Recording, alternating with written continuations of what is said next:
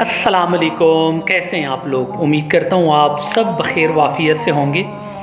اچھا، ابھی میں بازار جا رہا تھا گروسریز لینے، گھر کے لیے سامان لے کے آ رہا تھا، تو راستے میں جا رہا تھا، سامنے اپوزٹ ڈائریکشن میں ایک لڑکا آ رہا تھا، بالکل ہم ایک دوسرے کی بالکل یعنی آمنا سامنا ہونے والا تھا۔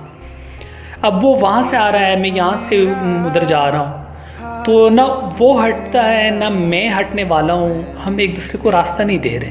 جب ہم بہت قریب آ گئے تو وہ سائڈ پہ ہو گیا اور مجھے راستہ دے کے میں گزر گیا وہاں سے۔ تب میں نے سوچا کہ یہ کیا تھا؟ میرے ذہن میں فوراً یہ بات آ گئی کہ آنا، یہ میں اپنی انا کے ساتھ جا رہا تھا کہ میں نے نہیں ہٹنا۔ اب اس بندے کے ذہن کا مجھے نہیں پتا، لیکن وہ اچھا بندہ تھا، انہوں نے مجھے راستہ دیا، میں وہاں سے گزرا۔ تو پھر میرے ذہن میں ایک بات آ گئی کہ سٹریس کیا ہے اور سٹریس کی وجوہات کیا ہیں۔ اب سٹریس بندے کے ساتھ یہ کامن ہے، ہمارے معاشرے میں، ہمارے ساتھ ہر جگہ پہ سٹریس کامن ہے۔ پھر سٹریس سے انزائٹی، ڈپریشن، پریشر، یہ ساری چیزیں مسئلے مسائل سٹریس سے ہی بنتے ہیں۔ اور سٹریس کس چیز سے بنتا ہے؟ تو میرے ذہن میں اس ٹائم یہ آیا کہ سٹریس دو چیزوں سے بنتا ہے۔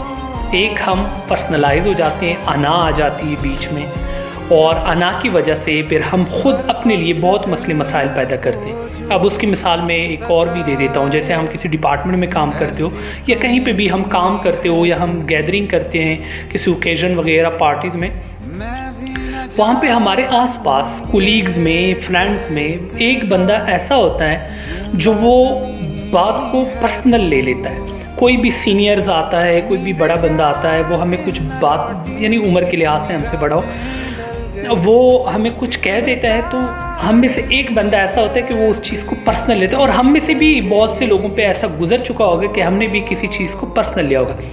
پھر اسی سے بات آگے، بہت سے لوگ ہوتے ہیں کوئی بھی پرسنل نہیں لیتا، لیکن ایک دو بندے اس کو پرسنل لے لیتے ہیں، جس کی وجہ سے مسئلے مسائل پیدا ہوتے ہیں، اور پھر تکرار، تو میں بحث، ناراضگی، یہ ساری چیزیں، اور اسی وجہ سے پھر سٹریس بنتا ہے۔ تو اگر ہم کسی چیز کو پرسنل نہ لیں، بس ہم اس کی نسبت سے بھی سوچیں، جیسے ہم کسی کو سلام کرتے ہیں اور اس سلام کا جواب نہیں دیتا، تب بھی ہم تھوڑا سا غصہ آ جاتا ہے کہ اس نے ہمارے سلام کا جواب کیوں نہیں دیا۔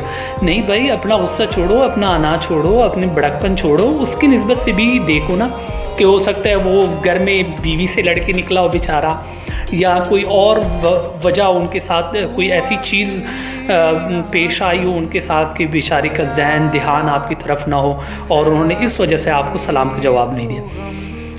تو پرسنل کبھی نہیں ہونا، بےشرم بھی نہیں بننا، لیکن پرسنل نہیں ہونا۔ اور دوسری بات، اوور تھنکنگ، جو ہونا ہے لائف میں ہونے دیں۔